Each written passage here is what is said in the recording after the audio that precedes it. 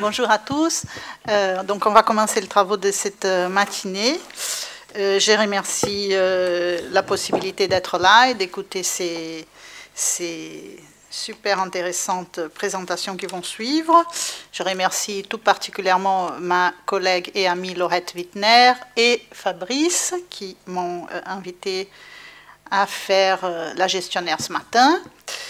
Donc on va commencer par ma droite, par Tadas Leonsikas, qui est chercheur à Eurofound, qui est une agence européenne d'études pour l'amélioration des conditions de vie et de travail en Europe. Et lui, particulièrement, c'est un spécialiste dans les conditions de vie. Il est sociologue et directeur de recherche dans cette institution. Et il va vous présenter son intervention en anglais. Donc, si vous avez besoin des casques, c'est le moment. It's your time. Okay, ready. Thank you. Thanks very much for the invitation to the organizers. It's a real pleasure and also honor to be in this important debate. One of the reasons I got an invitation, I understand, is that we have had some interesting debate with Fabrice years ago, precisely on the issue of ethnic statistics.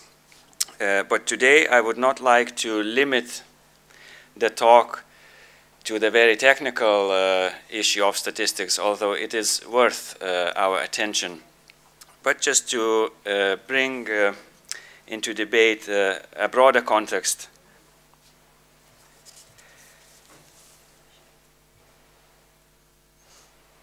I will try to set up some time watch for myself.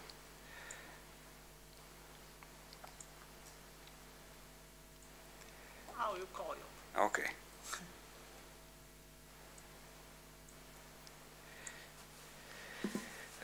And I will try to tell three things which are unavoidably eclectic, but nevertheless, the more I listen to the debates we had over previous days, the more I think it is important to take some elements of the experience out there.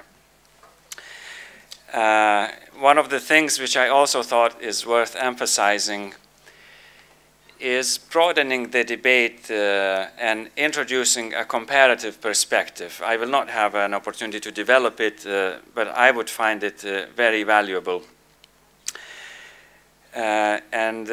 Yeah, I'll start with an example from Quality of Life Survey, which is a European survey. I'll mention very briefly a project, a city network initiated by Eurofound a few years ago. And I will want to mention Case of Roma, not for the sake of itself, but to use it for explaining how policy can change, how it can be working with recognition of minorities and still be strongly committed to equality ideals. Just a few words about the agency itself. You might know the very main institutions, the pillars of the European Union, European Parliament, Commission, and Council. But after those, there is a network of satellite agencies, small agencies, about 40 today, who specialize usually in monitoring or some sort of expertise in specific policy areas. And Eurofound was one of the first of this type of body, established in '75. We are located in Dublin. One peculiar thing is that we have a tripartite governing board. Social dialogue is very much out of fashion these days, but some institutions like ours have it as an essential element. And it is also one of the elements whereby organization like ours has a sense, a touch, a feel of pulse of what goes on in many countries with regard to social dialogue and its contents, including equality agenda. Our main function is monitoring, and for monitoring, a crucial tool what we use is network of correspondence in each member state, but also 3 large European surveys. I will talk about an example from the middle one, European Quality of Life Survey, which is a general survey of population covering a range of subjects, including subjective well-being.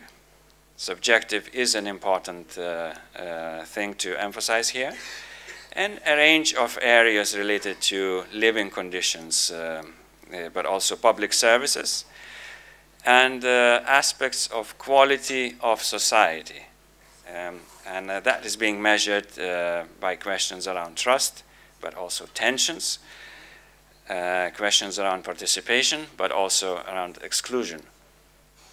And it covers by default all member states of the European Union and a few enlargement countries. Yeah, what's important that the data set is freely available and everyone is very welcome to make use of it. I also want to emphasize it since from my individual point of view I was rather missing use of data in our debates in this conference, and I'll come back to this. Now quickly about the context in which we are in and in which we could see the discussion about diversity and tools for measuring the diversity so that policy could make choices, assessments, benchmarking. So with regard to this, to the topic of our session, which is around recognition of minorities, around ethnicity, and maybe measuring ethnicity in via surveys or statistics. So we know about initiatives that were coming from Council of Europe, not the EU, for quite some time, more than a decade. In 2007, Patrick Simon prepared a report, an overview of how ethnic statistics and data protection function in all European member states, including France. Another strand which shaped policies in this area in all of Europe, in all member states, are the European Union Equal Opportunity Agenda, and especially the so-called equality directives. So legal acts of directive type mean that countries agree that in certain time all of them will introduce certain principle into the law. So by now equality directives are transposed. Equal opportunities is an explicit part of each member state law. And in relation there are also equality bodies established. And in France it's the middle one at the bottom, Authority for Combating Discrimination and Promoting Equality. Then what is an important development over the last 10 years and slightly more already, with the European Union enlargement, Roma question was accepted and raised to European level, and some initiatives followed. We also in the EU have a specialized agency, Fundamental Rights Agency, located in Vienna, who is responsible for monitoring how member states address, implement equality legislation, and also responsible for monitoring real situation of minorities.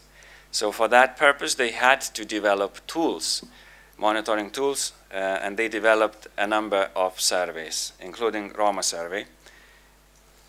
We also have a regular statistical tool, Labor Force Survey, LFS, which is part of European statistical system. That means that every member state is implementing it, and it had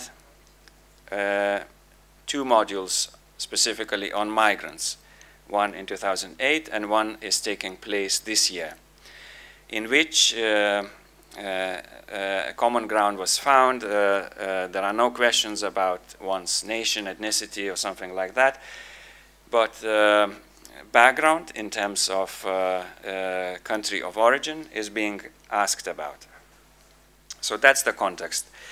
What's specific to France is, well, that there is a body which, as I learned, was established back at the end of 70s, National Commission for Information and Liberties, which time after time issues opinions about how data should be managed.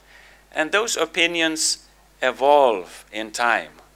If you look back and make a review, such as Fabrice has made in his article about ethnic statistics in France, then you see that there is a development. Jumping a little bit to a very broad generalization, I would say that for me it seems that Republic is also a development. It's not something which is carved in stone. And that's why it is important to see that recommendations for data collection and processing of data were also changing. A special moment in there was recommendations issued around 2005 and 2007, when this new jargon about diversity management made it to the policy making. It became part of regular mainstream policies. And Commission in France was also receiving questions from civil society, but also business, who said that, yes, we want, like everybody in the world, to commit to diversity. We want to make our members of society or members of enterprise feel good, recognize their diversity and their identity and so on. And how can we do it without having tools to measure if we achieve our objectives? So that was an important development. For fighting discrimination, the approach France chose is not to measure and study the situation of entire groups, but to use an indirect way via so-called testing methods to monitor discrimination. And yesterday and the day before, somebody reminded that, well, the way we can study things in France is indirectly by learning, studying the names or creating artificial situations and see how people respond. So that's the broad context, which is important to know. And evolution or change over time was the main thing I wanted to emphasize there. I will very quickly now go through some examples. In collecting the data and in analyzing the data, and in any, actually, policy making, there is never a state of perfect information or perfect knowledge. All the knowledge used in policy has limitations. Social categories which are not debated here, but were established and accepted, are also social constructs. And if we had time, it would be possible to deconstruct anything which is established and used today. And I don't think it is a problem. Society creates a contract by establishing certain categories. And if they don't work, society changes them. So for daily policy making, for establishing objectives and so on, there's never perfect knowledge. But there is a way to study information by focusing and identifying its limitations. And I'll show a few examples what was attempted to do without having good tools, but without going into ethnic statistics. The slide you see here is from OECD, a report published this March, Society at a Glance. And in relation to cohesion, they were showing data from Gallup World Poll, which invented a question, a concise question, and said that, well, maybe that's the way to measure tolerance. And they were asking people in the survey whether your city or area where you live is a good place for. And then they were providing different groups. We see a slide for immigrants from other countries. And we see that France is scoring very well. 75% of people said that, yes, our country is a good one. That's more than OECD average. I was involved in debates about measuring cohesion before, and I have a problem with this question, and I'll show you why. First of all, because I have the data from another survey, which was carried out in a similar time. That is our quality of life survey, in which we asked about tensions. And even though most people in France think that it's a good country to live for immigrants from other countries, maybe they think that maybe it's even too good country to live. And of course it's a good country to live, but there are problems around that, and we see it in the tension figures. In 2007 survey, after some riots in France, but also tensions in other countries, there was a decision to somehow include a question about diversity into the survey. And there was a very vague question formulation used, just asking about perception of diversity in the area. And even though it is a very crude instrument, it doesn't capture, it can be treated in a statistical way. It proved to be valid when we looked into the background and into proportion of people who said that they live in diverse neighborhoods, and into proportion of people who are not born in that country or whose parents are not born in that country. And there were 9% of people perceiving that they live in very diverse neighborhoods in France. It was examined with regard to economic deprivation, housing conditions, isolation, but also subjective well-being, life satisfaction people feel. And basically, it showed that in a number of countries, in a good number of countries, diverse neighborhoods were also characterized by problems in terms of quality of life on many indicators. Not in all countries, that's important to see. Not in all countries this was outstanding. But in those where it was, it proved to be consistent over many dimensions. There wasn't much ground for optimism that, well, maybe there are some problems around poverty and deprivation, but maybe these are fastly developing urban areas. No, there were a big range of problems. Why survey is important and why big number of indicators is important? Because it allowed to check and control for indicators related to poverty, and to see that this problem cannot be reduced to poverty, to material poverty only. When you control for poverty, you see that the differences in perception and in perception of quality of life still remain. So that's an important message. And the way the research was carried out is that a number of different neighborhood characteristics or perceptions were analyzed. And I show a few of them here. So there were items, indicators about perception of exclusion, but there were also items about sources of help, different ones of them. And these hypothetical situations of problems and question to people asking, would you have any help in those situations, are important because some of them are related to areas of life where social services can be provided. And we found that data to be important for making policy recommendations, whatever vague recommendation can be made. Help when somebody is ill, help when looking for a job, support in material terms. There are also indicators about indebtedness that we included in the last round, are all areas that can be addressed by social workers or social policy.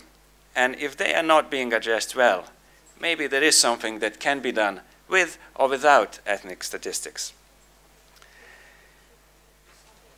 I'll skip a few things in terms of data illustrating those points. So whether or not we have good data, there are actors out there in the field, and it's very often the cities who go ahead, since they have big groups of migrants, they have problematic neighborhoods, which they have to face and address the problems on a daily basis. So, some years ago, around 2006-07, Eurofound established a network of cities that wanted to study local integration, and most of them were very, very happy about opportunity just to exchange. In this conference, when listening for those 2 days, I was also having question, when we debate is community or community concept a problematic one, or can we find some solutions, sources to work with? In France, I was thinking, is there any data about how many mayors, people from local authority have been engaged in exchange, either between themselves, but especially with other European countries? That would be an interesting thing to do. And if somebody would do that, there are some reports that we have published in the past. And those include also an attempt to work with controversial topics such as ethnic entrepreneurship. So I get a message to make a conclusion now. I didn't go much into Rome, I think, but I'll show you just one thing about it. If we want to address communities via the policy which is strongly committed to equality, and this is what we hear in the debate, the Republican ideal is, the development of or reflection of what Europe, many countries can do with Roma, came to identification of a number of principles. One of them says that it is possible to be explicit and have minority-oriented explicit policies, and it does not have to be exclusive. It does not have to privilege anyone. And this principle, I think, is a good guideline for the future, and a good guideline for addressing many particular daily situations when you have or have not data in municipalities in France as well. I have some data to show, but that I would leave that for discussion, that French society in general does not seem to be very concerned or opposed if the data would be collected for a good cause. If we do not collect any data on this matter and keep having the discussion as we had for 2 days, only on conceptual level, I'm afraid that the only data we will be able to count in France will be of this type. And this is not my wish for the future. Thank you.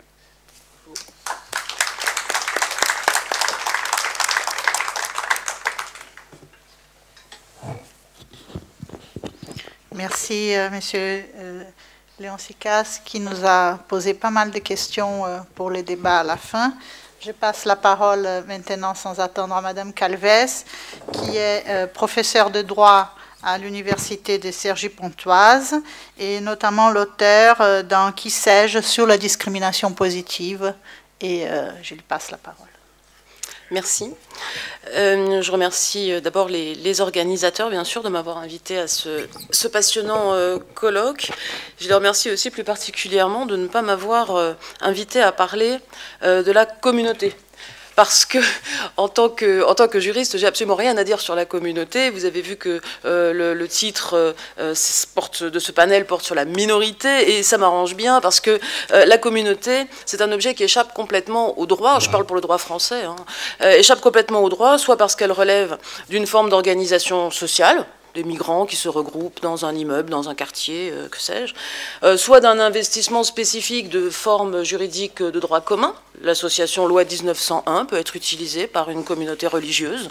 La forme de copropriété peut être investie par une communauté de hippies qui va faire des chèvres dans le Limousin. Ou alors, on a aussi un usage normal des libertés publiques, des Bretons qui créent TV Braise, des Kabyles qui lancent une radio kabyle. Bref, sur la communauté, moi j'ai rien à dire, c'est du droit commun, investi par des personnes qui ont une visée communautaire, et le droit se désintéresse complètement de ce sujet. En revanche, la minorité, et plus particulièrement la question de la reconnaissance de la minorité, qui est l'objet de notre interrogation, ça, le droit a quelque chose à dire. Et le droit a même un rôle éminent à jouer dans à la fois la constitution de la minorité et sa reconnaissance. D'un point de vue juridique, que signifie reconnaître ou ignorer les minorités ? C'est la question qui nous est posée, et moi j'y réponds de ma fenêtre, celle du droit public. Alors, il n'y a certainement pas de réponse variable pour tous les types de minorités. Minorités nationales, minorités religieuses, minorités culturelles, minorités sexuelles, minorités ethno-raciales, etc. Mais de manière générale, la forme la plus solennelle de reconnaissance, celle pour laquelle luttent un certain nombre de minorités dans le monde, la forme la plus solennelle, c'est la reconnaissance constitutionnelle. La Constitution va dire qu'il y a plusieurs peuples dans l'État, elle va les nommer. La Constitution va dire qu'il y a plusieurs religions dans le pays, et va s'engager à les protéger toutes. La Constitution va dire qu'il y a plusieurs cultures dans le pays, et va leur rendre hommage. C'est le modèle multiculturel qu'on connaît. Donc ça, c'est un geste constitutionnel sur lequel je voudrais m'arrêter dans un premier temps. C'est un geste constitutionnel qui, en France, est quasiment impossible. Enfin, il n'y a rien d'impossible. La Constitution, elle ne nous a pas été dictée par Dieu directement. Je veux dire, on peut la changer, c'est nous qui la faisons, c'est notre chose. Donc, il ne s'agit pas de dire que c'est impossible, mais il s'agit de dire que c'est difficile d'obtenir cette reconnaissance constitutionnelle des minorités pour des raisons sur lesquelles je voudrais revenir dans un premier temps. Dans un second temps, je m'appuierai sur le droit comparé des minorités, qui est mon objet de recherche actuel, et qui correspond à une demande des organisateurs de regarder un peu ailleurs comment ça se passe, donc ça tombe bien. Je m'appuierai donc sur ce droit comparé des minorités pour examiner les autres formes de reconnaissance des minorités, celles qui sont infraconstitutionnelles, décidées par la loi, décidées par le règlement. Je vous en proposerai une sorte d'inventaire critique, simplement pour lancer la discussion sur leur caractère souhaitable, opportun, ou au contraire à éviter. Donc la reconnaissance constitutionnelle, d'abord, du fait minoritaire, en France, elle est délibérément, elle est consciemment refusée par l'ordre constitutionnel français. J'insiste là-dessus, c'est pas une maladie, c'est pas une névrose, on a beaucoup utilisé cette terminologie de la maladie depuis 2 jours, mais comme toujours d'ailleurs, en parlant du tabou, etc. Donc c'est pas une infirmité, c'est une décision politique qui a été prise il y a déjà plus de 2 siècles, qui est violemment contestée depuis plus de 2 siècles, il n'y a rien de nouveau dans la contestation contemporaine, mais qui, en tout cas sur le terrain juridique, tient encore debout. Et ce refus délibéré de toute reconnaissance vise des types de groupes que je peux énumérer très rapidement, les minorités linguistiques, article 2 de la Constitution, la langue de la République est le français, les minorités religieuses, article 1er de la Constitution, la France est une république laïque qui donc ne reconnaît aucun culte, les minorités nationales ou ethnoculturelles en vertu du principe constitutionnel d'unicité du peuple français. Alors prenons l'exemple des Corses, puisque c'est un exemple qui a été analysé par le Conseil constitutionnel, qui est le porte-parole de la doctrine officielle républicaine. Les Corses. Le législateur avait dit, je cite, que les Corses forment une communauté, donc on y revient quand même un peu, une communauté historique et culturelle vivante. Sans doute, empiriquement. Communauté historique et culturelle vivante, mais il avait ajouté, ça c'est le fait communautaire, il avait ajouté qu'en droit, donc ce peuple devait recevoir la qualification juridique de minorité nationale. Le peuple corse était considéré comme une composante du peuple français. Et ça, par la loi. Et ça, le Conseil constitutionnel a censuré en disant « mais la France n'est pas un pays plurinational, il y a une seule nation. La France n'est pas un pays pluriethnique, puisqu'il n'y a pas d'ethnie. Enfin, il y a des ethnies en vrai, mais pas en droit. En fait, mais pas en droit. » Donc, ça a été censuré. Le Conseil constitutionnel soulignant, et ça aussi c'est donc la doctrine républicaine classique, je cite, « la Constitution ne connaît que le peuple français, sans distinction d'origine, de race ou de religion. » Il a redit à plusieurs autres occasions, et je vous donne cette citation parce qu'elle est vraiment la base de la jurisprudence constitutionnelle. Il est impossible de reconnaître des groupes qui seraient définis, je cite, par une communauté d'origine, de culture, de langue ou de croyance. Donc pour utiliser le vocabulaire états-unien, la Constitution française est colorblind, elle est aveugle, a toute une série de caractéristiques. C'est une cécité volontaire, il faut le répéter, c'est-à-dire personne n'a jamais dit que les Corses n'existaient pas. Tout le monde est au courant que les Corses existent. Personne n'a jamais dit que les Corses n'avaient pas de culture spécifique. Une langue, des chants, des fromages, des héros, tout ça, tout le monde est au courant. Mais donc c'est pas une question, c'est pas un jugement de fait, c'est un jugement de droit. Et donc, de la même façon, il y a des Français qui sont catholiques. Et ils existent. Il y a des Français qui sont juifs, il y a des Français qui sont enfants d'Arméniens, il y a des Français qui sont enfants d'Algériens. Et tous ces Français ont sans doute, pour pas mal d'entre eux, des fidélités qui ne sont pas celles d'autres Français. Ceux qui sont ni catholiques, ni juifs, ni enfants d'Arméniens, etc. Donc d'une certaine façon, ils cultivent une identité différente, sans doute. Mais le point essentiel à comprendre, c'est que les composantes de ces identités multiples sont explicitement placées en dehors de la sphère du droit. Voilà, c'est une question de distinction droit-fait. Et le point important, c'est que chacun se débrouille, ça ne regarde pas le droit, pour être à la fois corse et français. Pour être à la fois catholique et français, juif et français, etc. Ce n'est pas l'affaire du droit public d'organiser cette cohabitation que chacun d'entre nous vit, aménage à sa façon.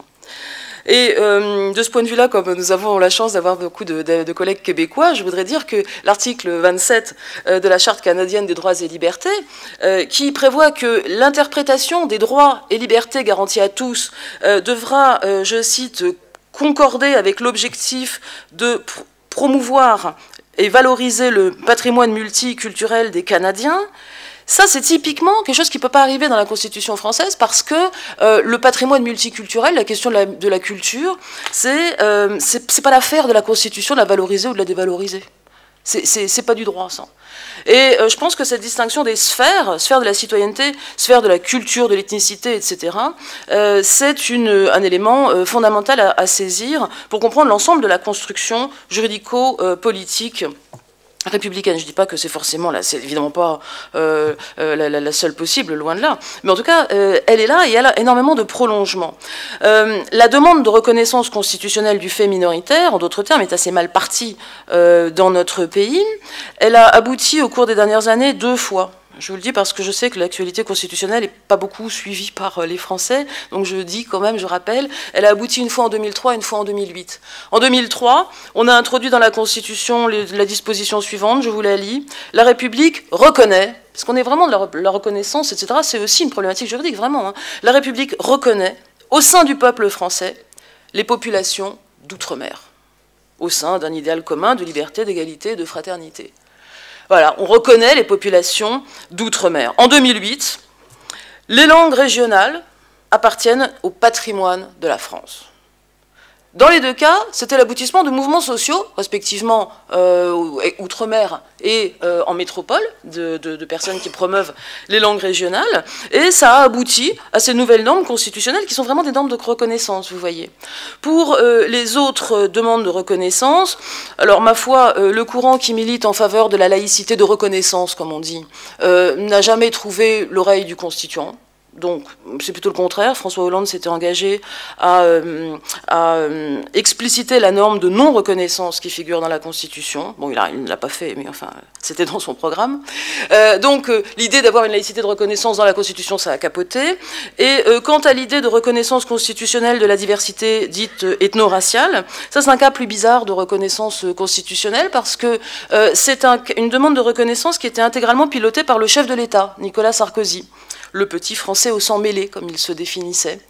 Et c'est lui tout seul qui a voulu modifier la Constitution pour introduire ce principe de diversité. Ça a été un échec complet, on pourra y revenir dans la discussion si vous avez oublié les étapes de cette demande de modification constitutionnelle.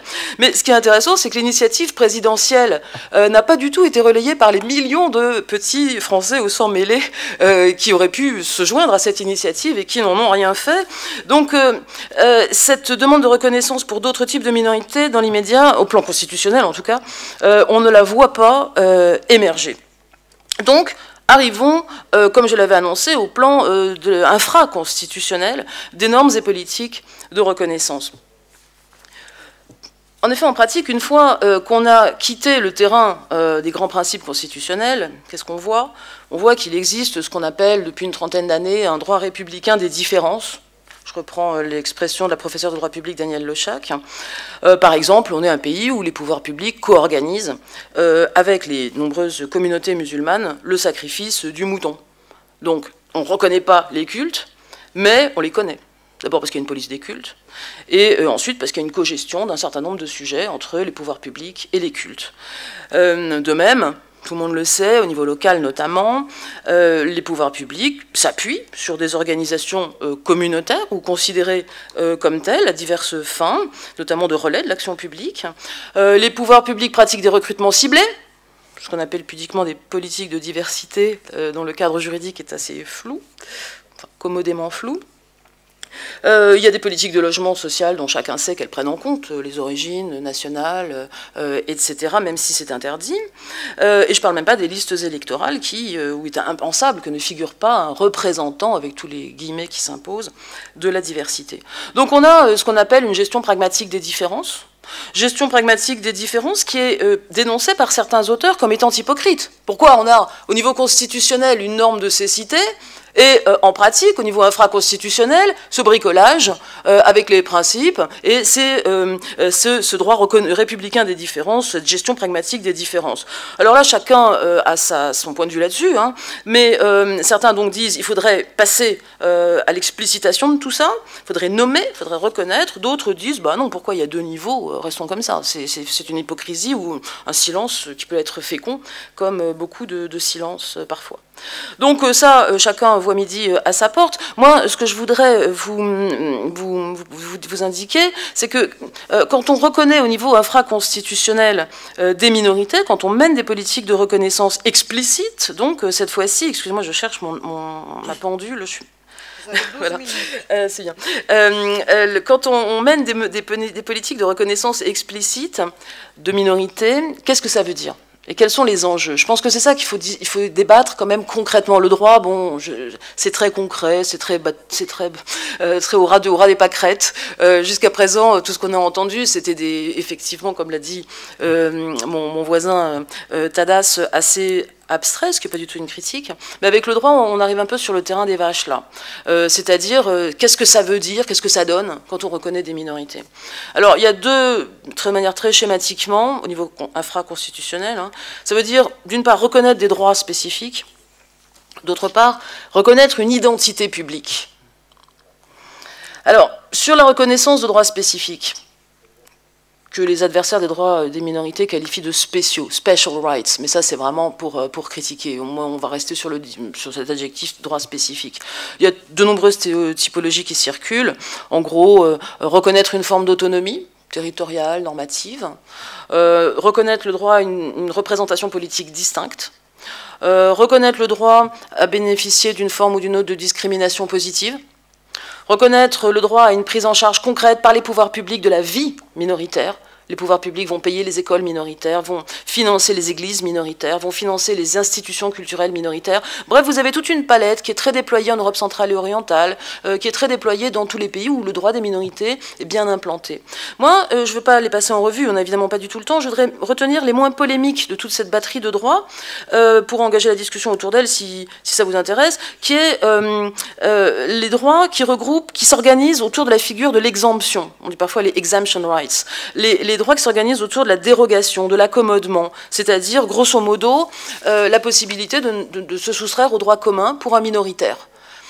C'est la base de la base quand même en droit des minorités, c'est-à-dire si on ne fait pas ça, on peut même pas parler, on peut pas dire qu'on a un droit des minorités.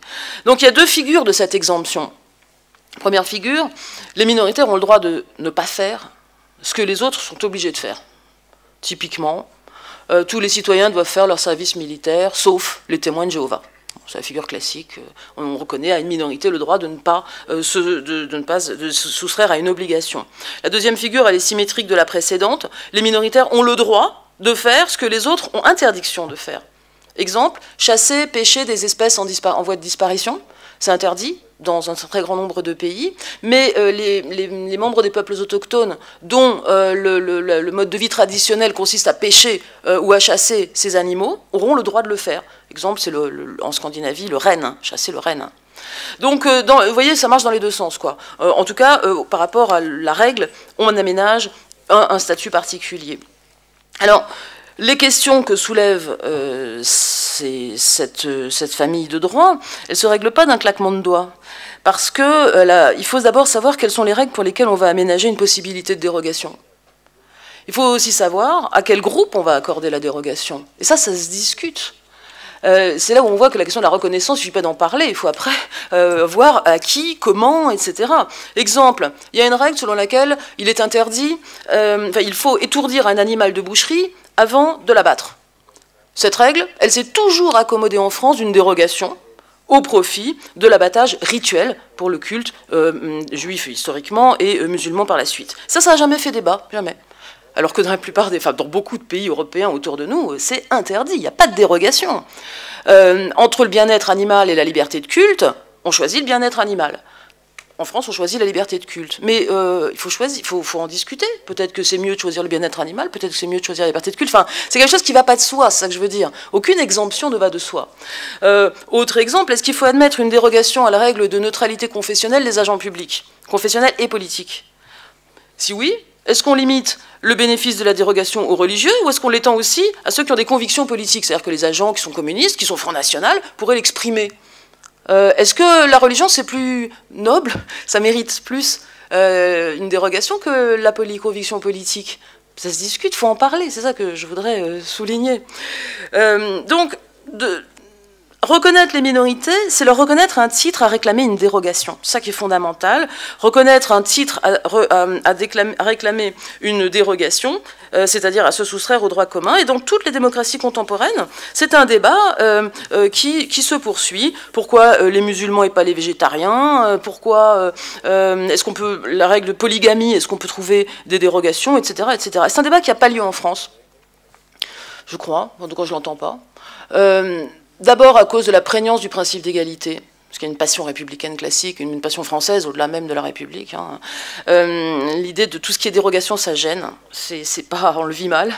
Il y a aussi le fait que les juristes sont exclus du débat public en France depuis très longtemps pour 1000 raisons. Et comme on parle de règles, c'est un peu dommage qu'il n'y ait pas de juriste, mais c'est comme ça, moi je vis très bien avec. Il y a aussi le fait peut-être que la question de la reconnaissance des minorités occupe, et c'est mon dernier point, le terrain des symboles et de la politique identitaire, beaucoup plus aujourd'hui que celle du droit. Et c'est mon dernier point donc sur la reconnaissance d'identité publique, le identity politics, la reconnaissance symbolique des minorités, et le terrain des symboles c'est le plus important en politique, hein, de toute façon. Donc sur ce terrain-là, reconnaissance d'identité collective, où en sommes-nous en France? Alors moi, ça, c'est plus des questions de sociologue que des questions de juriste. Je n'ai pas des tonnes de choses à dire. Je voudrais juste dire que quand cette politique de reconnaissance à l'égard des minorités, qui a été théorisée par de très nombreux philosophes nord-américains, elle est fondamentale pour la reconnaissance de cette identité collective, cette valorisation. Elle suppose au minimum une politique mémorielle et une politique, disons, de pluralisation de l'espace public. Alors, quelques mots sur ces deux points. Politique mémorielle, cela signifie que les programmes scolaires,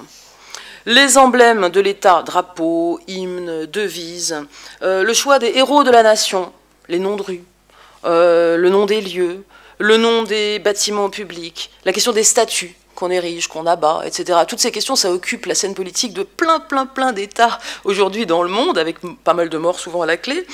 C'est des questions de politique, d'identité collective. En France, où est-ce qu'on en est avec toutes ces questions de politique mémorielle? J'en ai de ma fenêtre un écho assez assourdi dans les prétoires, hein, ou au Parlement. On a des lois mémorielles que chacun connaît. Le Conseil constitutionnel a récemment censuré une loi mémorielle relative au génocide arménien. On a parfois la signalisation d'un rond-point en occitan qui est déclaré illégal. On n'a pas grand-chose en fait sur le terrain du droit dur. En fait, ça se passe en dessous du terrain juridique, ces questions.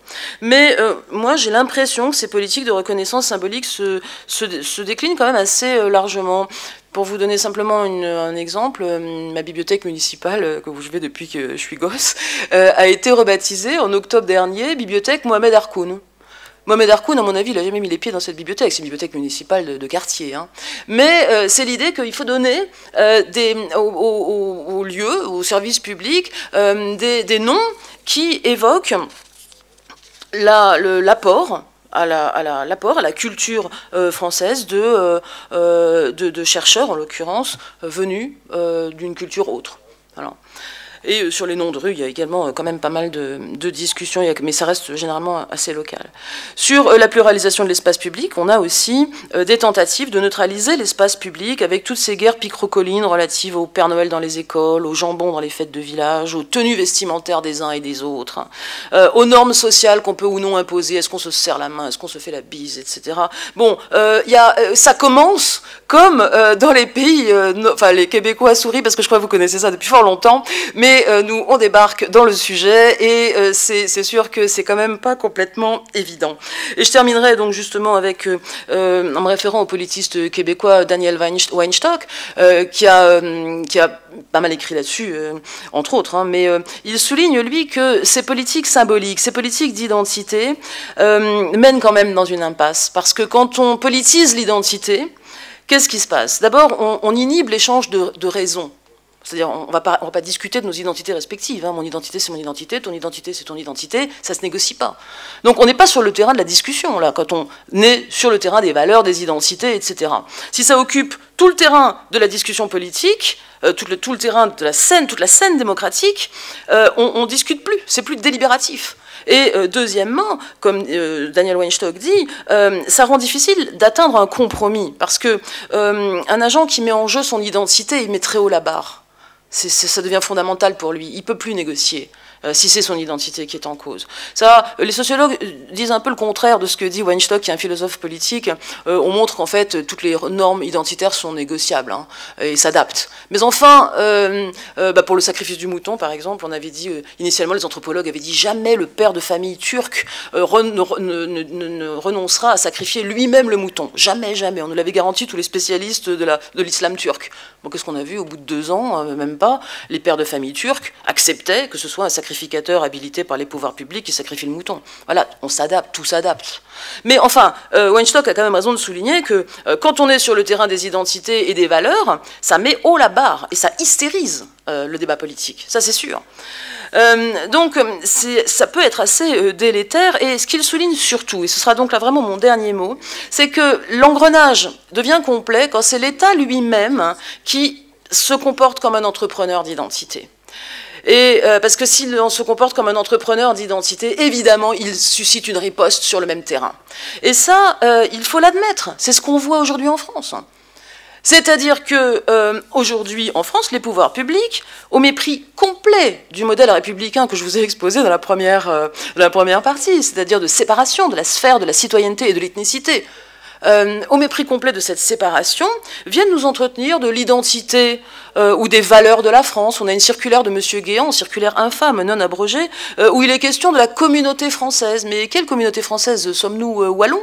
Et de toute façon, il ne s'agit pas de communauté française. Il y a une ethnicisation de la citoyenneté française qui est vraiment problématique parce que, je le redis, la construction juridico-politique française, elle suppose un citoyen Janus, à double face, dédoublé.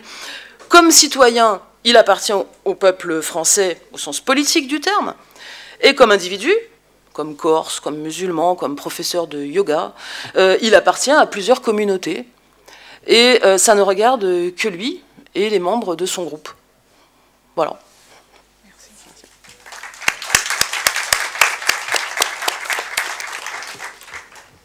Merci. Comme vous voyez, le débat monte. Je passe la parole à mon collègue de gauche, Monsieur Jean-Pierre Lavaux, qui est professeur honoraire de sociologie à l'Université de Lille 1, spécialiste de la Bolivie, et qui a notamment dirigé récemment, il ne se souvient pas si c'était en 2009 ou en 2010, mais il suffit de googler et vous allez le trouver, un livre collectif qui s'appelle « La catégorisation ethnique en Bolivie », donc en plein dans notre débat. Voilà. Merci Madame la Présidente. Je remercie aussi Fabrice Bardet pour son invitation sympathique. Ce n'est pas tous les jours qu'on a l'occasion de parler de la Bolivie en France. Un pays lointain, bigarré, divers et passionnant. Donc je vais vous parler de la catégorisation ethnique et de la vie politique en Bolivie. Je commencerai par un tour très très rapide de la situation politique actuelle pour, dans une seconde partie, m'intéresser plus profondément au problème des catégorisations. Je ne sais pas s'il y a une carte, j'avais donné une carte, mais elle est au tableau, Jean-Pierre. Ah, elle y est, d'accord, je ne l'avais pas vu. Bon, étant donné les quelques minutes dont je dispose, je ne vous présente pas la carte, elle se suffit, enfin vous considérerez qu'elle se suffit à elle-même. J'y ferai référence néanmoins à un moment ou à l'autre de l'exposé. Donc la situation politique de la Bolivie est relativement complexe et je ne sais pas trop, enfin je me suis posé la question quand Fabrice Bardet m'a invité, je me suis posé la question de savoir si elle pouvait servir à éclairer les débats qui ont lieu actuellement en France et en Europe relatifs aux problèmes d'ethnicité. En effet, la catégorisation ethnique en Bolivie tourne autour du thème de l'Indien. Alors, je précise qu'au cours de cet exposé, j'emploierai le terme indien, mais que sur place, il y a de très nombreux débats pour savoir si on doit parler d'indiens, d'indigènes, d'autochtones, d'originaires, etc. Et ça depuis des années. Mais là, bon, pour simplifier, je m'exprimerai en parlant des Indiens. Alors pourquoi je me suis posé la question de savoir si la situation bolivienne pouvait servir au débat en France? Tout simplement parce que la Bolivie se présente comme un pays dans lequel les Indiens sont majoritaires et non pas minoritaires. Et toute la question ethnique en France tourne autour du problème des minorités. Alors d'abord quelques mots donc sur la politique indianiste actuelle et le gouvernement indianiste actuel en Bolivie. Depuis 2006, il y a en Bolivie un président qui s'appelle Evo Morales, dont je pense vous avez entendu parler, qui se présente à la communauté bolivienne et à l'ensemble du monde comme étant un président indien, et non seulement un président indien, mais le premier président indien de Bolivie et le premier président indien même d'Amérique latine. Ce qui est éminemment discutable, je ne vais pas indiquer pourquoi ici maintenant, mais on peut en parler si vous voulez pendant la discussion. Toujours est-il qu'en 2006, quand il prend la présidence, il y a une cérémonie non seulement à l'Assemblée nationale, mais il y a une très grande cérémonie qui est organisée dans un temple pré-incaïque, où lui-même se déguise, enfin se vêt en habits qui sont des copies de gravures inca, cérémonie dans laquelle il reçoit un bâton symbolique de commandement, où il se fait arroser de feuilles de coca par des chamans qui sont présents à la cérémonie. Ensuite, en 2009, une nouvelle constitution est adoptée, qui est indianiste dans son principe, et qui en finit ou en termine avec la République bolivienne pour rebaptiser le pays, alors je cite, en État démocratique, unitaire, social, plurinational, communautaire. Bon, il est difficile de s'y retrouver dans ces dénominations successives. Cet État est conformé par des nations indigènes. Dans la Constitution, il y en a 36 qui sont identifiées. En fait, elles ne sont pas identifiées comme nations, mais elles sont identifiées par la langue d'un certain nombre de groupes donc, qui effectivement parlent ces langues. Cette Constitution est censée contenir les outils d'une correction historique permettant de gommer les méfaits de la colonisation. Et donc elle exauce elle rabaisse le colonisateur et elle est censée exaucer le colonisé. C'est-à-dire l'Indien, qui, dans la Constitution, est baptisé indigène, autochtone, paysan. C'est-à-dire qu'on accole les trois termes. On n'utilise pas le terme d'Indien là-bas, ou beaucoup moins, enfin vous verrez tout à l'heure pourquoi, mais indigène, autochtone, paysan. Dans un texte imposant qui compte 411 articles, 60 se réfèrent aux nations et peuples indigènes originaires paysans ou autochtones paysans, comme je disais tout à l'heure, soit 15% des articles, ce qui est absolument considérable. Alors ces articles se réfèrent à divers types d'autonomie qui seraient accordés aux indigènes, à des circonscriptions électorales spécifiques. Enfin, on accorde là aussi, on met en place, enfin il est dit dans la Constitution qu'on va mettre en place des circonscriptions électorales spécifiques, avec des représentants qui seraient élus selon leurs us et coutumes. La Constitution reconnaît aussi une justice spécifique ou justice communautaire, des enseignements en langue propre, et les indigènes autochtones paysans bénéficient de droits collectifs sur la terre. Une nouvelle loi agraire, d'ailleurs, suit aussitôt la Constitution qui décide d'attribuer des terres nouvelles aux seuls ensembles indiens, et ceci de manière collective, sous la forme de ce qu'ils appellent là-bas des terres collectives d'origine. En somme, donc, la Constitution, vous le voyez, formalise des différences de traitement des citoyens boliviens en raison de leurs conditions, appartenance ou identification ethnique. Mais que va-t-il se passer ensuite dans la réalité? Parce que, bon, la Constitution, c'est une chose, mais la réalité, c'est autre chose. Alors, au bout de quelques années d'exercice, le gouvernement ne cache plus, enfin, ne réussit plus à cacher une politique nationale qui, au mieux, ignore ceux qu'elle est censée représenter et défendre, c'est-à-dire les Indiens, et au pire promeut des intérêts qui leur sont contraires et combat ses représentants les plus actifs.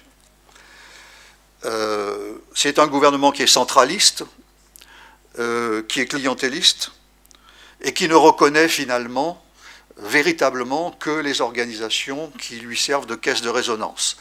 C'est-à-dire tout un ensemble d'organisations paysannes, syndicales, et une organisation de ce qu'on appelle là-bas les gremios, c'est-à-dire des organisations corporatistes,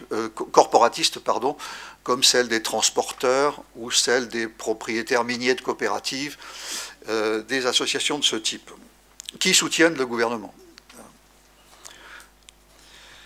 Il ne met pas en place les autonomies, ne respecte pas le droit à la consultation préalable des populations indigènes lorsque des travaux d'infrastructure ou des entreprises, lorsque des travaux d'infrastructure sont entrepris ou lorsque des entreprises s'installent pour exploiter le sous-sol, par exemple.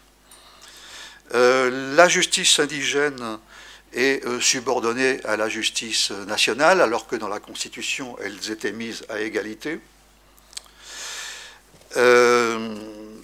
Il y a effectivement la mise en place de circonscriptions électorales pour les Indiens, mais vous avez vu tout à l'heure qu'il y avait 36 nations identifiées. En fait, on a mis en place 7 circonscriptions indigènes pour l'ensemble du pays, et les représentants de ces circonscriptions ne sont pas élus selon leurs us et coutumes, mais ils sont élus selon le principe une voix, un vote. Des organisations indigènes hostiles sont attaquées, divisées, leurs sièges et leurs biens sont confisqués et on crée des organisations parallèles.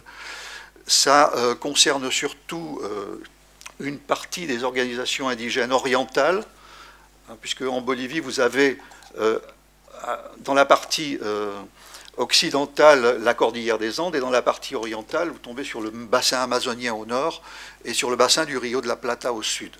Et il y a en Bolivie donc deux types en fait d'Indiens. C'est très schématique ce que je vous raconte, mais le premier se trouve sur les hauteurs, ce sont des paysans pour la plupart. C'était comme ça déjà au moment de l'Empire Inca. Et puis, dans la partie amazonienne et dans la partie du Rio de la Plata, vous avez un ensemble disséminé de groupes indiens qui, au principe, enfin au départ, étaient des groupes de pêcheurs, chasseurs, collecteurs. Donc, si vous voulez, la politique qui était promise, enfin, ou qu'on voyait se dessiner au travers de la Constitution, n'est finalement pas mise en place. Alors, cependant, ce qu'on observe actuellement en Bolivie, c'est malgré tout une diminution très forte de la pauvreté. Selon certains chiffres, il y aurait 1 million de pauvres en moins dans un pays qui compte entre 10 et 11 millions d'habitants, c'est quand même beaucoup. Tout ça est dû au fait que le pays connaît une prospérité absolument incroyable et inédite. Le PIB, la croissance annuelle actuellement du PIB est d'environ 6,5%, ce qui est considérable, et ça dure depuis une dizaine d'années, ou à peu près. Enfin, en tout cas, ça dure depuis que Evo Morales est au pouvoir. C'est complètement indépendant de cette présidence, ça tient simplement au prix des matières premières sur les marchés mondiaux, et principalement au prix des hydrocarbures. La Bolivie exporte du gaz vers le Brésil, principalement, et vers l'Argentine. Ces ressources inédites sont dues donc aux recettes des exportations, mais elles sont dues aussi aux retombées de la commercialisation de la coca et de la cocaïne. La Bolivie, avec le Pérou et la Colombie, sont les 3 principaux pays exportateurs de coca, enfin de coca assez peu, mais de cocaïne beaucoup.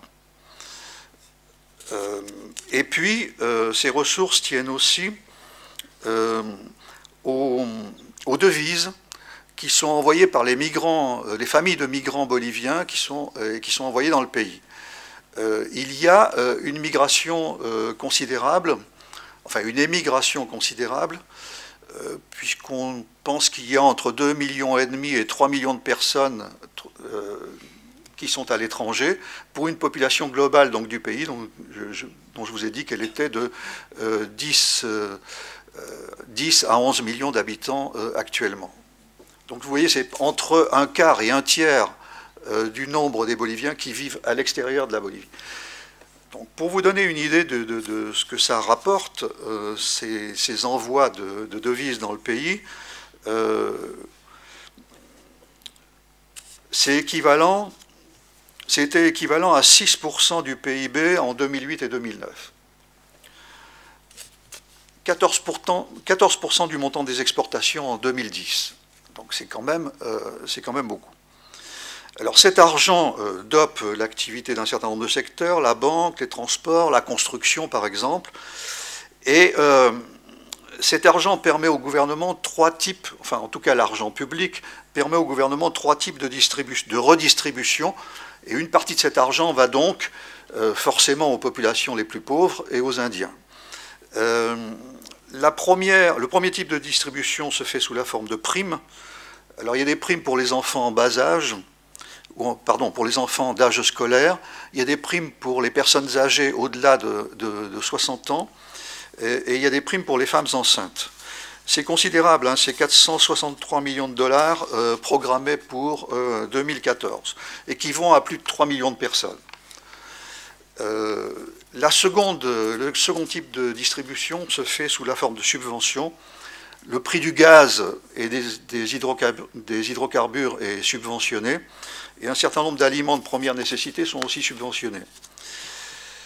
Là aussi, donc, c'est de l'argent qui va directement, enfin, qui est épargné, en tout cas, par un certain nombre de foyers pauvres ou nécessiteux.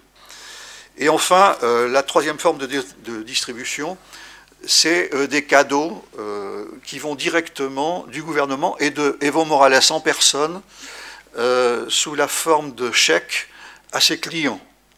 Je vous ai dit que c'était un régime clientéliste. tous les jours, Evo Morales prend l'avion, l'hélicoptère, se promène dans le pays et distribue des chèques. Donc vous avez une multiplication de terrains de football synthétiques, de frontons de pelote basque, de ce qu'ils appellent là-bas des colisées, qui sont en fait des sortes comment dire, de maisons de la culture, on dirait ici, enfin en tout cas de bâtiments qui permettent de recevoir un certain nombre d'événements qui peuvent être de toutes sortes. Alors, vous remarquerez qu'il n'y a rien là-dedans qui ressemble à des programmes d'aide ou de redistribution positive, enfin d'affirmative action.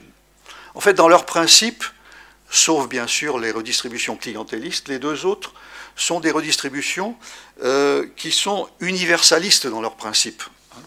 C'est toutes les personnes au-delà de 60 ans qui reçoivent la prime. C'est tous les enfants d'âge scolaire qui reçoivent la prime. Ce n'est pas les enfants d'Indiens ou estampillés indiens. Finalement, l'indianisation dans le pays, et là ça fait écho à ce que vous disiez, à quelque chose que vous mentionniez tout à l'heure, l'indianisation dans le pays se résume à une sorte de coloriage ou de barbouillage de façade, principalement d'ordre culturel. Alors je ne veux pas dire par là qu'il n'est pas important, hein, mais il touche à la symbolique nationale, donc à côté du drapeau national ancien, on a un drapeau national indien maintenant. Il y a l'instauration d'un nouvel an indien, qui est le nouvel an d'un des groupes indiens les plus importants, pas de tous, mais d'un d'entre eux. Morales préside de temps en temps des mariages collectifs. Ça n'existait pas auparavant dans le pays, mais ça ne fait rien, on fait passer ça pour une coutume qui est exaucée en quelque sorte. Il y a l'exaltation de certaines fêtes ou manifestations traditionnelles, comme le carnaval. Tout cela, vous le remarquerez, aurait pu se faire très bien sans modification de la Constitution. Et s'inscrit d'ailleurs dans la continuité d'une politique qui est amorcée depuis des dizaines d'années, et principalement depuis la révolution de 1952.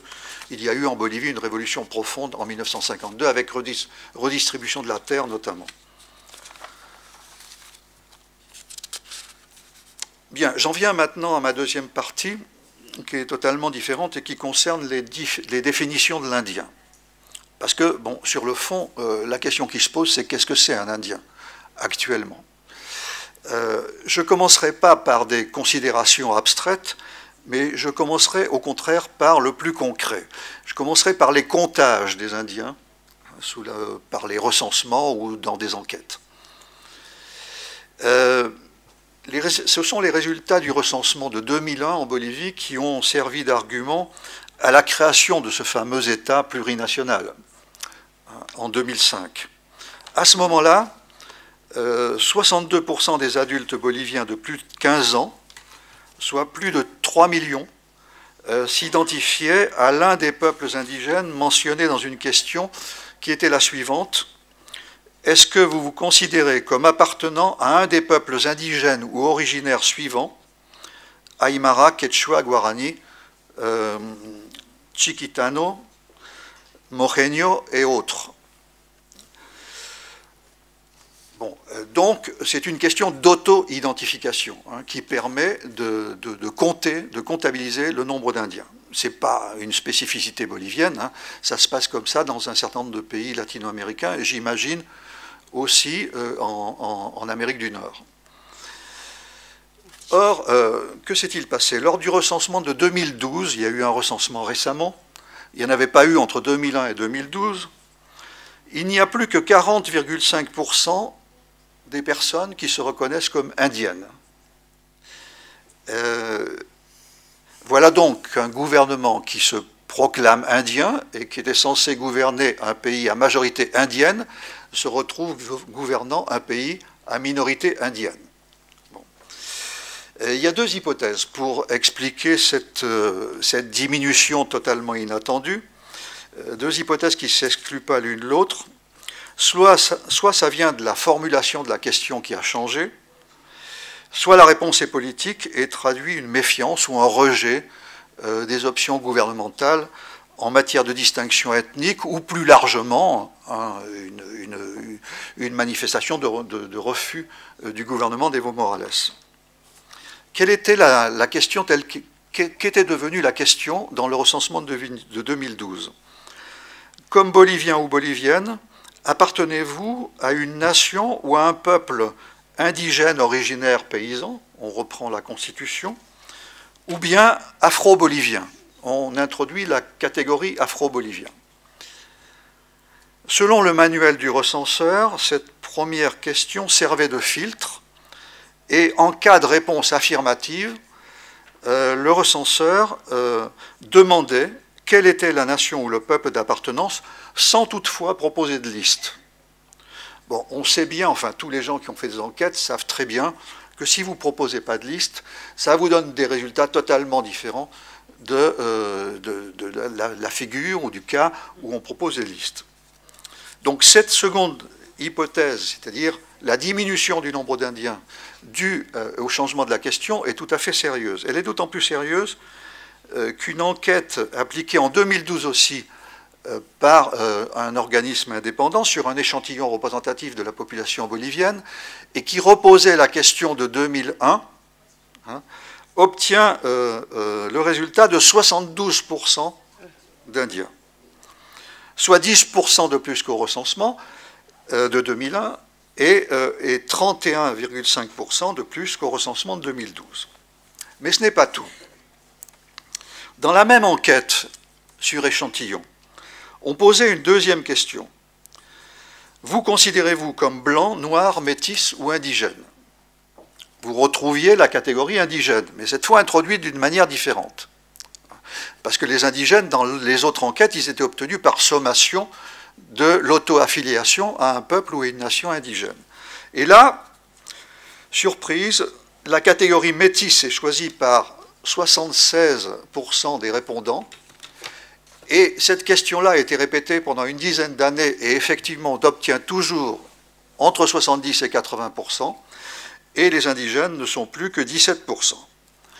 Alors, si je vous indique tout ça et dans le détail, c'est parce que le seul résultat scientifique de ce genre d'enquête, c'est que les réponses dépendent des questions posées et de la manière de les poser. Ce que l'on sait, évidemment, depuis longtemps. Ce qu'on trouve, si vous voulez, au bout du tuyau, dépend de la manière dont le tuyau a été conçu. Et en la matière, on peut faire apparaître les chiffres que l'on veut, ou à peu près. On aurait pu avoir d'autres résultats en utilisant, par exemple, le critère linguistique qui s'utilisait avant le recensement de 2001. Parlez-vous une langue indigène? Mais là aussi, ça dépend de la façon dont les questions sont posées. Vous obtenez des résultats tout à fait différents. Vous pouvez poser une question, par exemple, concernant la langue maternelle. Vous pouvez poser des questions concernant les langues parlées. Vous pouvez poser la question sous la forme quelle est la langue dans laquelle la langue ou les langues dans lesquelles vous avez appris à parler.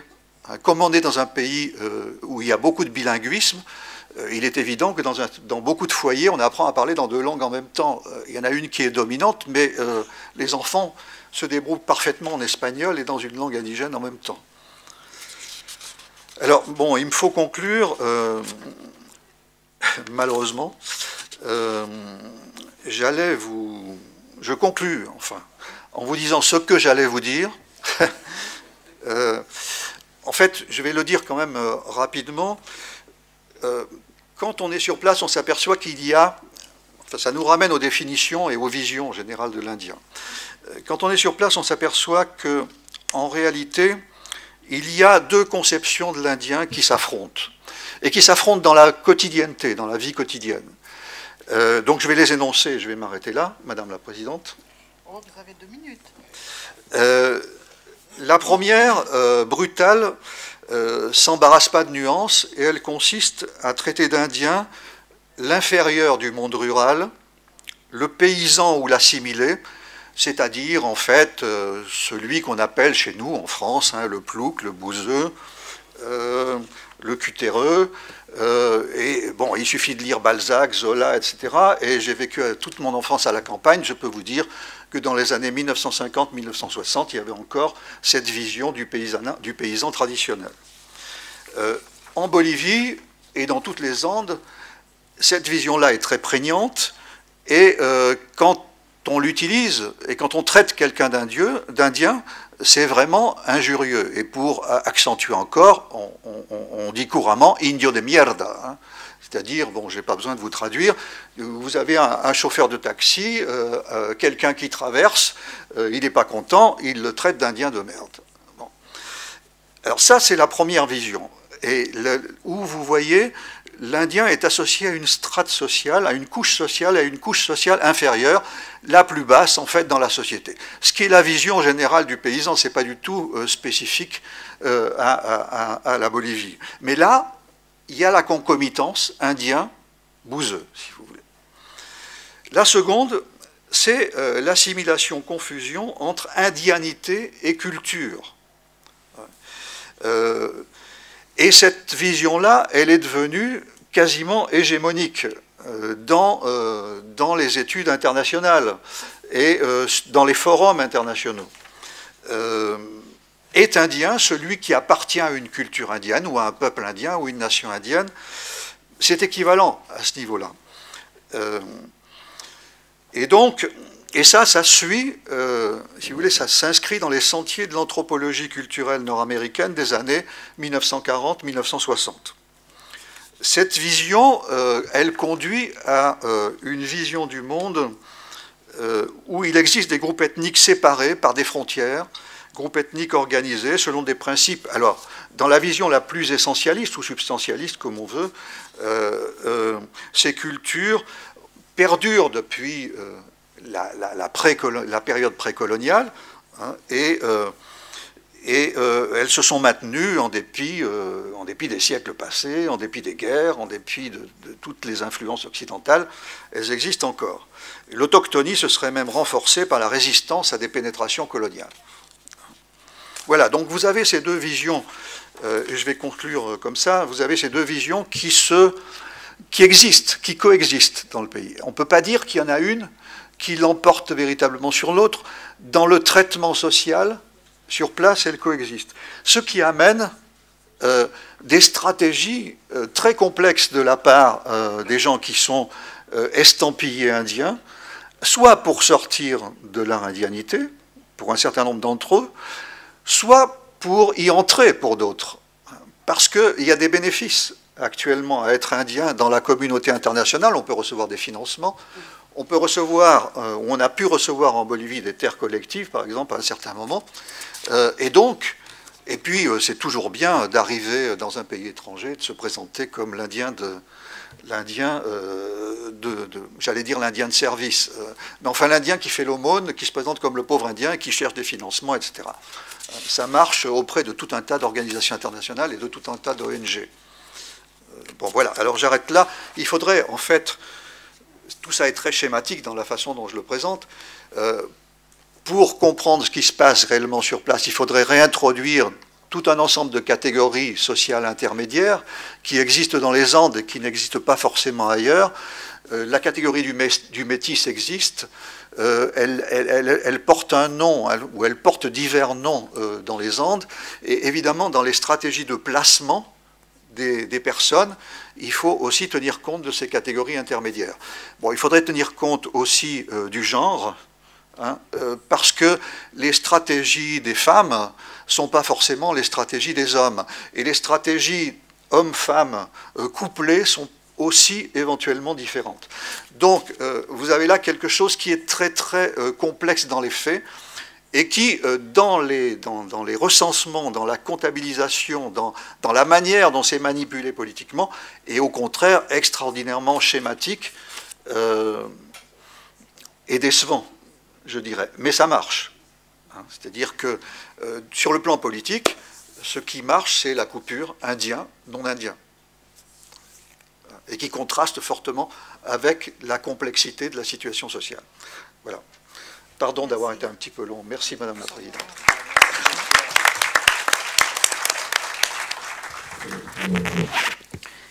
Je vais passer la parole donc à Fabrice Bardet, qui a le rôle hautement héroïque de faire les discutants. Merci Monica. Je vais me dégager de cette cet héroïsme immédiatement en soulignant que j'ai découvert cette charge qui m'incombe aujourd'hui hier soir, et donc le jeu devient tellement périlleux que je ne vais pas véritablement le réaliser. Je me suis dit en venant tôt ce matin, après la lecture hier soir des papiers, la lecture attentive des papiers de ces 3 communications, je me suis dit ce matin que j'allais plutôt chercher, plutôt que d'essayer de couvrir et de tisser des fils que je n'avais pas le temps véritablement d'identifier, je me suis dit que j'allais plutôt essayer de redire la raison pour laquelle, avec mes collègues du laboratoire, on a imaginé cette session dans laquelle, il se trouve, je me suis particulièrement investi. Alors je veux d'abord remercier nos 3 collègues de leur passionnante communication qui ont été plus qu'à la hauteur de nos attentes et qui ouvrent, je crois, énormément de perspectives assez complémentaires avec les discussions qu'on a pu avoir avant-hier et hier. Alors, sur 2 plans peut-être un peu différents, peut-être que l'intervention de Tadas Leonsikas et de Jean-Pierre Lavaux est donc plus centrée sur peut-être l'aspect statistique, connaissance quantitative d'identité culturelle, et lorsque l'intervention de Mme Calvez est plus centrée sur les questions juridiques. Néanmoins, il me semble que dans ces 3 communications, on a finalement une dualité à chaque fois qui s'exprime. Bon, un lien entre connaissance et action, peut-être pour les 2 premières communications que j'évoquais, et un lien entre société et droit dans le cas de l'intervention de Mme Calvez. Alors, voilà, donc comme je le disais, lancer la conversation de cette session me permet de dire quelques mots sur la manière dont nous avons pensé cette session. Peut-être l'avons-nous pensé en essayant de se focaliser davantage que dans les sessions précédentes sur les éventuels problèmes que pose cette question des communautés. Peut-être que, par exemple, la session d'hier était peut-être plus centrée sur les opportunités de nouvelles réflexions autour de cette notion, alors que là, on l'a plutôt pensé pour essayer d'identifier des problèmes qui peuvent jaillir lorsqu'on décide, comme on l'a fait au cours de ces 3 jours, de poser sur la table la question de la communauté et de son introduction ou de son développement dans les manières dont on pense les sociétés, dont on essaye de faire société. Alors dans le texte d'introduction de cette session, il a été rappelé que cette question que nous posons dans cette conférence de la place nouvelle que nous pourrions faire à la notion de communauté intervient dans un contexte globalement favorable au développement de son usage en France. Alors je m'adresse tout de suite à ceux d'entre vous qui sont des militants du développement communautaire pour leur dire que j'insiste sur le fait que, puisque ces militants, je sais, sont confrontés tous les jours aux réactions d'hostilité par rapport à leur engagement que leur impose le modèle républicain, et donc qui reste naturellement le modèle dominant dans notre pays. Et donc, comme l'intervention notamment de Mme Calvez nous l'a rappelé, et donc j'insiste sur le fait que le contexte d'aujourd'hui nous semble favorable au développement de la notion de communauté. Hein. Ce qui est différent, c'est une question de dynamique, c'est une tendance en quelque sorte dont on parle. Mais enfin, donc, dans le champ académique, par exemple, la tendance est certaine. Alors, des choses ont été évoquées d'ores et déjà. J'évoque juste un ouvrage qui me semble assez caractéristique de cette tendance qui habite le champ universitaire, l'ouvrage des frères Fassin,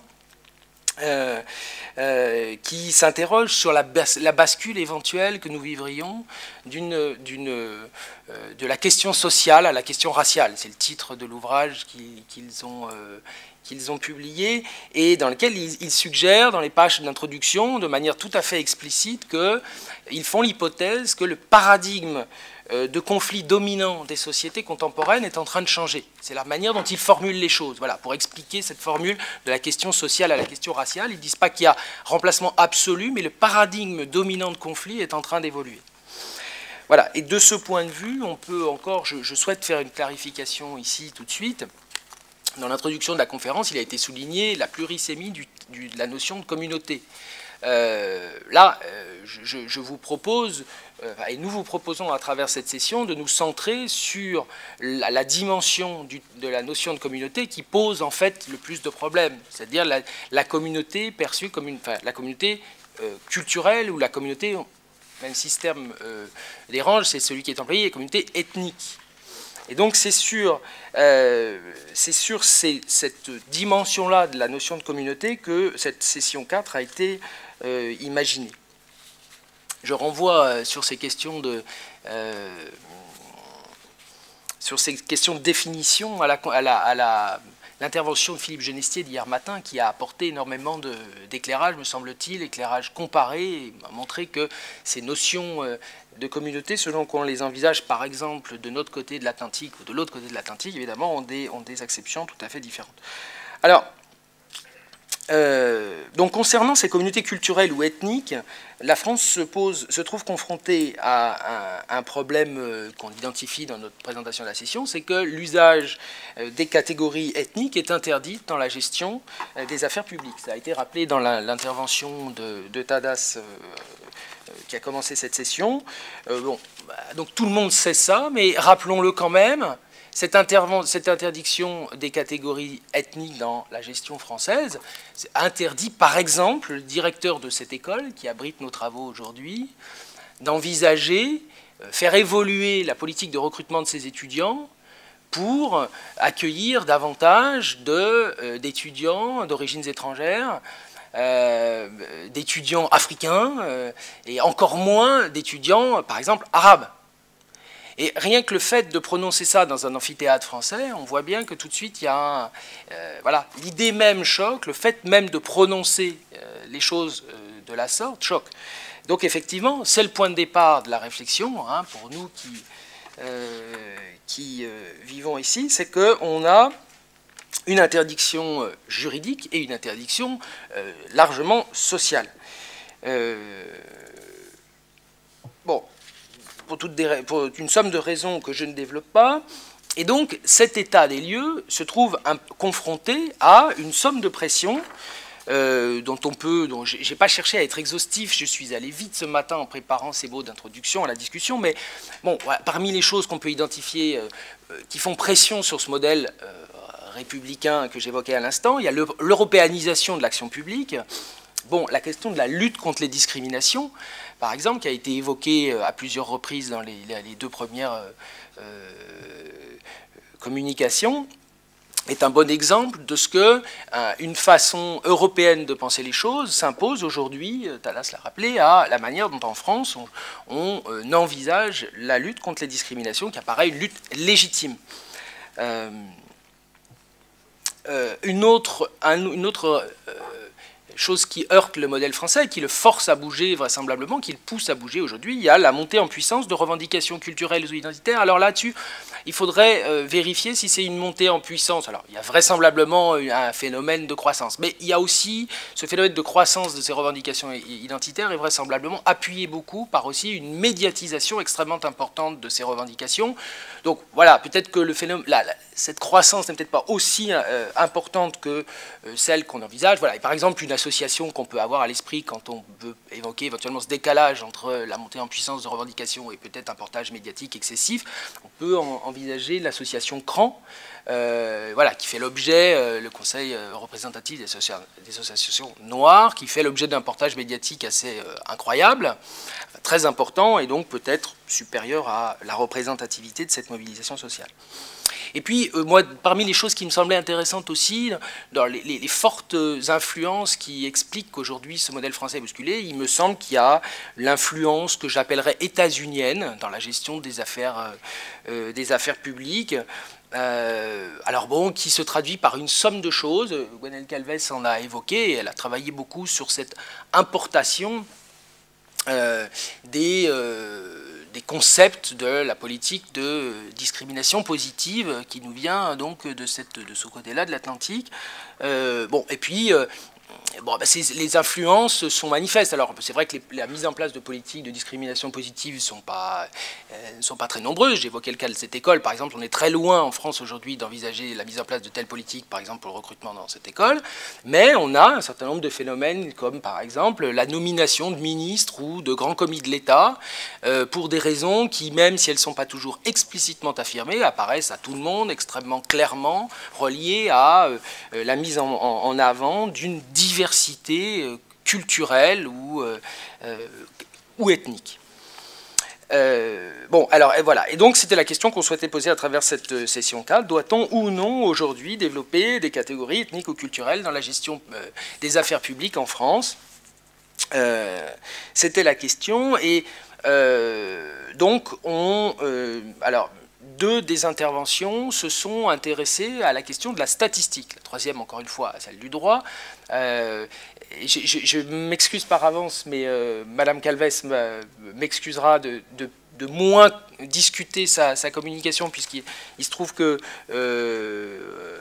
on n'a pas pu avoir la communication. Donc je me suis essentiellement du coup centré sur les deux communications qui donc abordent la question de la catégorisation à travers le prisme de la statistique. Alors, effectivement, la question de l'introduction d'une catégorisation culturelle ou ethnique dans le système statistique est une question fondamentale, intéressante à divers ordres que j'évoque juste. Bon, d'abord, la statistique publique est produite par une administration qui, comme une autre. Et donc, regarder comment cette administration catégorise les choses est intéressante, comme regarder la manière dont toutes les organisations catégorisent selon les origines ou l'identité culturelle. La seconde, c'est qu'évidemment, la statistique est aussi l'outil de connaissances utilisées par toutes les autres administrations. Et puis, pas seulement les administrations, utilisées également par une grande partie de la recherche scientifique. Donc, ça place la statistique au cœur des enjeux. Et pour ces deux raisons, sans doute, on peut constater que la statistique, depuis maintenant plusieurs décennies, est au cœur d'une importante controverse pour savoir si ou non il convient de développer ce qu'on appelle donc des statistiques ethniques, c'est-à-dire d'introduire une catégorisation ethnique dans le système statistique français. Cette histoire-là, Tadas a eu l'amabilité d'évoquer le petit papier que j'ai essayé dans lequel je propose une histoire de l'évolution de cette controverse. On peut la faire remonter pour l'essentiel au début des années 90, lorsque s'est développée une grande enquête sur la mobilité géographique et l'insertion sociale, donc, qui a été publié en 1992 et qui a fait l'objet de nombreux débats. Je ne développe pas. Cette controverse française fait l'objet d'une attention extrêmement importante à l'extérieur de notre pays. Ce n'est pas seulement les Français qui s'inquiètent de cette introduction. Je veux juste évoquer, par exemple, ce qui me semble être un indicateur intéressant. Peter Ratcliffe, qui a été pendant longtemps le président du Research Committee, le nom c'est stupide, me vient en anglais, mais du groupe de travail de l'Association internationale de sociologie, dont le titre est Racisme, nationalisme et relations ethniques. Eh bien, Peter Ratcliffe, donc un collègue anglais qui aurait souhaité être avec nous aujourd'hui, avait, lors du premier forum de l'Association internationale de sociologie organisé à Barcelone en 2008, 2009 peut-être, avait souhaité organiser une session sur cette question des statistiques ethniques en invitant des Français à venir exposer le contenu de leur controverse. Lui, anglais, était extraordinairement inquiet de ce que son pays avait introduit dans le recensement de 1991 une catégorisation ethnique. Alors pour des raisons liées aux colonies indiennes anglaises, je n'ai pas le temps de développer, mais pas pour des questions européennes, mais en tout cas, et ni pour des questions d'importation de ce qui se passe aux États-Unis. Mais en tout cas, donc, Peter Ratcliffe, qui occupait cette place éminente dans le monde de la sociologie, souhaitait qu'on s'intéresse au mouvement qui sentait en train de se développer sur cette ethnicisation de l'outil statistique et souhaitait avoir la position française.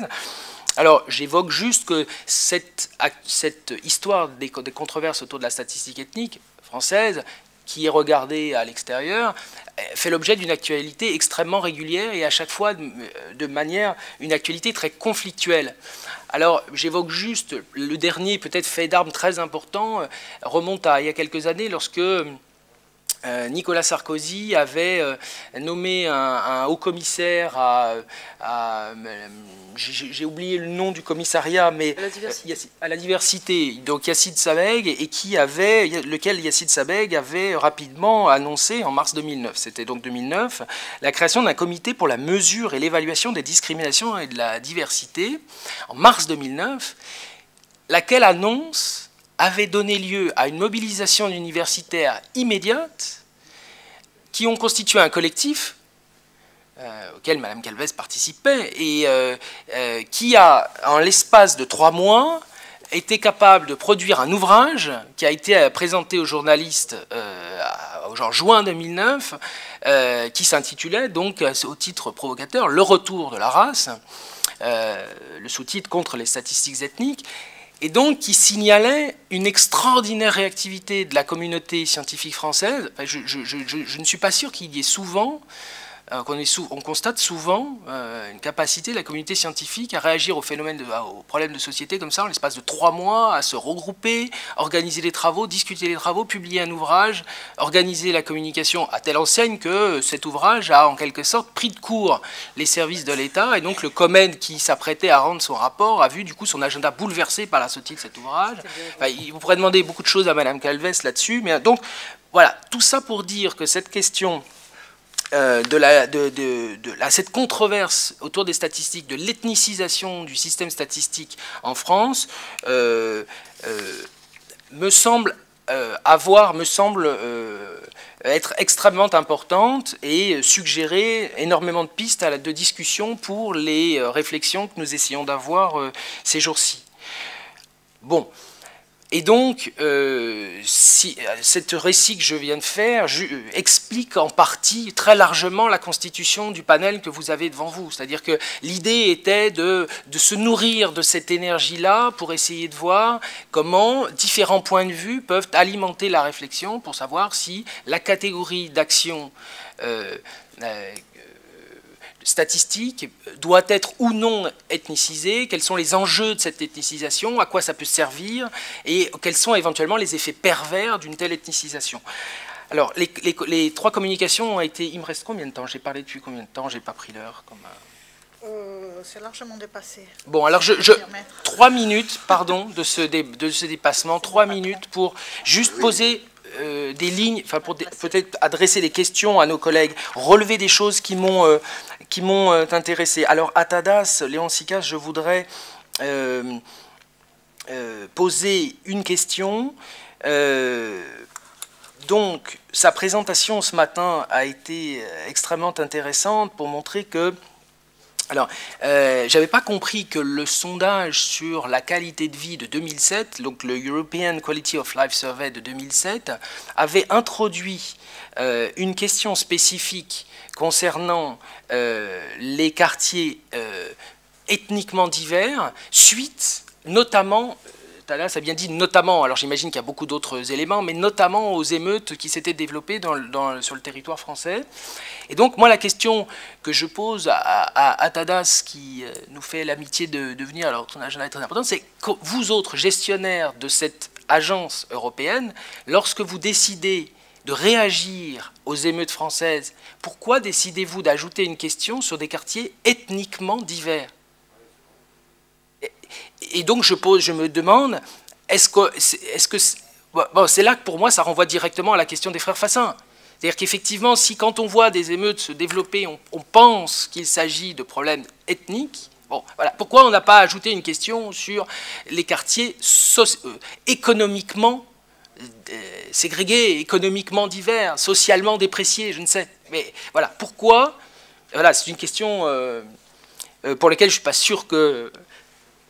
on ait des réponses, mais en tout cas, voilà, je pense qu'on peut se poser cette question ensemble. Et puis donc, je voudrais aussi revenir sur cette proposition extraordinairement intéressante qu'a faite Tadas quand il dit que la fabrication des catégories statistiques doit être envisagée comme un contrat que l'on peut changer.